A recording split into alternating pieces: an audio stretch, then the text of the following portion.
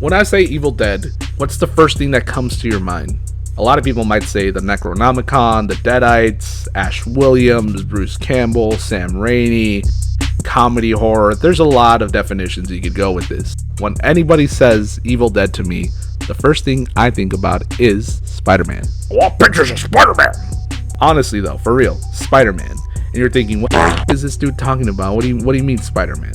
Well, for those that don't know, the director, Sam Raimi of The Evil Dead, ended up directing the Spider-Man trilogy as we know it.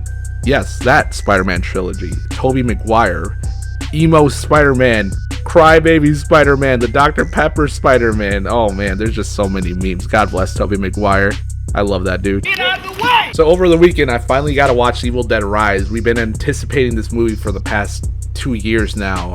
I walked out so happy with the biggest grin on my face. Even though Sam Raimi and Bruce Campbell just were executive producers on this movie, I enjoyed every second of it. This just made me stop and realize that how much I have a passion for film, for comedy horror, for just practical effects and a good story in general. This had me thinking about Sam Raimi so much, Evil Dead, Spider-Man, Doctor Strange, dragging me to hell. I just want to talk about all those movies and a bit of just my history with the Evil Dead franchise. My name is Gribbs and welcome to today's video. I just am a huge Evil Dead fan and I just want to talk about everything leading up until this moment in a quick version of it as much possible. It's going to be a bit messy, it's going to be a bit dirty, but hey, we're going to do this. So if you're enjoying the video, give it a like, subscribe, check out the Discord, check out the Twitch, and let's get started. So before there was Evil Dead, there was Within the Woods, which is a 32-minute short film that Sam Raimi made on his Super 8 camera, eventually with a lot of money, and I mean, at the time for 81, it was a lot of money. He made a more grittier version of Within the Woods titled The Evil Dead. The investors saw potential of The Evil Dead, so they decided to give as little, maybe not as much money to Sam Raimi to go shoot the movie. The film was entered into the 1982 Cannes Film Festival. None other than Stephen King himself was in attendance and gave the film such a good review. They used the tagline on one of the posters, I believe. I have it right here behind me and I don't want to turn my neck right now to see what it says, but they used the tagline on the posters as well, which eventually led to New Line Cinema acquiring the distribution rights. 6 years later, we have the sequel, Evil Dead 2, Dead by Dawn. Dead by Dawn, Dead by Dawn, Dead by Dawn. Sorry, if you know, you know. Before he could finish out his Evil Dead trilogy, Sam Raimi directed a movie called Darkman, which is his superhero movie before Spider-Man. But with the success of Darkman releasing in 1990, they were able to give him a bigger budget for Army of Darkness. Several years we didn't get an Evil Dead movie. We did get a couple comics that were Army of Darkness and Evil Dead related that kind of filled in the gap until then, but not really much had been going on up until the 2013 reboot of the Evil Dead franchise. I remember the day that I went to go see Evil Dead 2013 in theaters. I was so happy and I was just so amazed about how well the reboot was crafted, how scary, how dark tone, yet they still had some comedy elements in it. I enjoyed every second of it. To see it in theaters was great. This is the first time I ever watched an Evil Dead movie in theaters since I wasn't even born or even a thought when the first 3 movies came out.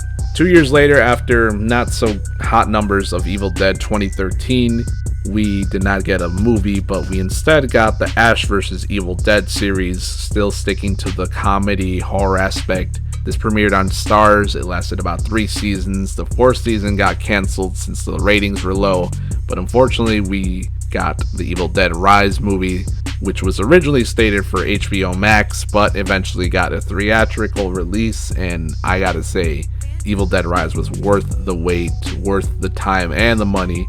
You could see a lot of love was put into this. They have Sam Raimi and Bruce Campbell as executive producers of this movie. Before I continue the video, this is going to get into spoiler heavy territory, so this is your final and last warning. We are getting into spoiler talk now, so please get going, stop at the video, go watch the movie, come back, rewatch the video, make sure to like, you know the deal. Here we go. Now that everybody is gone, can we please discuss the opening title? Because my mind was just like, God damn, they did it. This is so freaking clever. This is definitely gonna be in the right hands. And my expectations for the movie were high, and they were met. Hence the Evil Dead Rise. Expectations are, haha, little joke there for you. Either way, though, I had such a blast watching the movie. Everybody did such a great job. All the actors, the cinematography, the disgusting freaking gore, the practical effects, everything, dude. The comedy horror was there. You heard people screaming, you heard people laughing. I had such a blast. I definitely have to go see it again in theaters. This is definitely one of those, have to experience it with a big crowd just to get all the reactions, just get all the screams. My favorite part of it also was the fisheye lens with anytime with the peephole in the apartment building.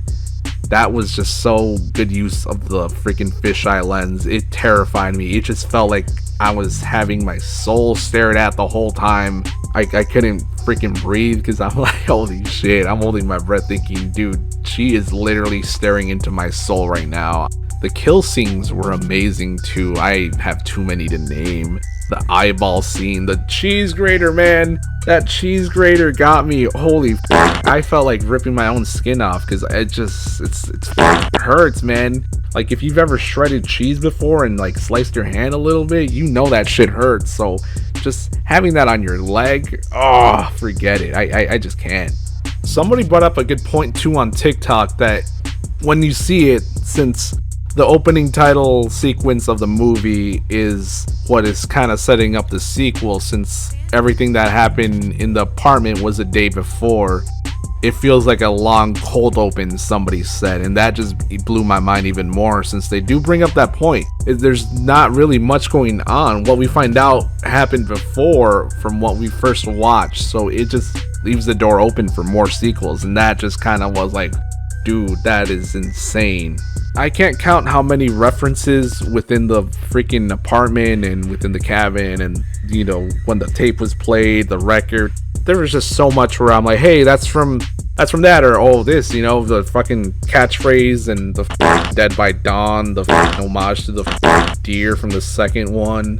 Oh man, there was just so much. I was gladly able to point out as much as I could. I know I missed a couple, and maybe a second viewing wouldn't hurt to go watch it, but I'm gonna go see Beau is Afraid, so probably have to wait a while before I could go see Evil Dead Rise again. But for the most part, there was just so much. If you even like remotely watched any other movies religiously like I did, or the TV show, or just in general, you could definitely see all the little homages or just little points out reference. Maybe it might be in the same universe, might be in its own timeline, who freaking knows. But overall, there's just so much for Evil Dead fans to be digging through this stuff still, as I am right now watching it, because it kind of brings it up to the point where it's just crazy to see how much within the last 30 years still builds up until fresh new IP right here for Evil Dead. Like this kind of sets up its own expansion on the universe from the last 2013 movie that came up to the 1981 original movie. So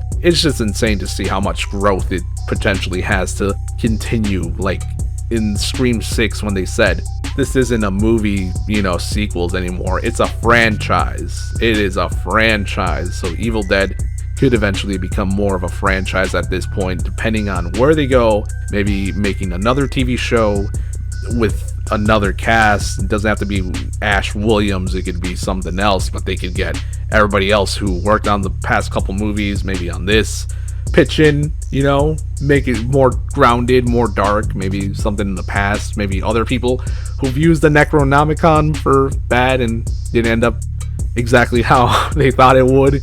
Maybe the scientists, maybe like something, I'm not sure. They could do so much with Evil Dead at this point. I'm just excited to see what they would do next, or what's the next stage of that, To think too, this was originally going to go on HBO Max, like at the time that they were shooting this, COVID and all that stuff. There were uncertainties about the movies and everything, but I'm glad to see that Warner Brothers decided to put this in theaters, and same with Blue Beetle, which I'll talk about that if y'all want me to talk about DC movies and all that. I'll gladly will. It's glad to see that they decided to do the switch up from HBO Max to in theaters, because I would have still enjoyed it at home, but the real experience to go see a movie like this is in theaters, and I was still glad that 10 years later I'm able to see the what I've been anticipating from the last Evil Dead movie that I got to see in theaters. So big improvement there, and I'm happy to come back to the theater and experience the crowd, because everybody was laughing or everybody was crying or nervous laughter in the movie theater, and I just was like looking around just laughing too, like, oh man, this is gonna get good. I just love the movie experience, the theater experience to be exact. It's crazy to think that if it weren't for 2002, for me going to go with my family to go watch Spider-Man in theaters, and then eventually having unsupervised internet access, finding out Evil Dead horror movies and going down that loophole, I wouldn't be here as excited, as freaking emotional or happy about even seeing a movie in theaters, because this means a lot to me. And crazy to see that Sam Raimi has a big impact on my life in general, because I love his style of directing, his style of how he tells stories, his camera work, his script writing, just in general of everything that he's come up to see how far he's made. It's kind of like an underdog story in a way. Dropped out of college, eventually made an indie movie, then boom, directing other movies as well, to the point where he's working again with Marvel and directed freaking Doctor Strange Multiverse of Madness. And let me tell you, Multiverse of Madness was insane. Maybe a lot of people didn't like it, whatever. I got to see it in 4DX. I had Mountain Dew spilled on me because I didn't think, oh, 4DX, it ain't gonna be that crazy. No, it was like a freaking Mr. Toad's Wild Ride type of stuff. It was insane. I spilled my Mountain Dew all over me as my partner was just laughing the whole time, which I love him for that, but it's okay. Lesson learned about 4DX movies, but overall, seeing Multiverse of Madness and seeing the different influences that Sam Raimi incorporated into that was insane. I loved it overall, but like I said, it's good to see that Evil Dead Rise was in good hands, and good to see that the franchise is in good hands, and I'm hoping that they make enough money to continue this going, because it's just crazy to see how a little idea of starting off an indie movie turns into a whole franchise on this, having one of the best comic book movies, one of the best comedy horror movies. If you have just come from watching Evil Dead Rise and have not watched any of the previous Evil Dead movies, I highly recommend.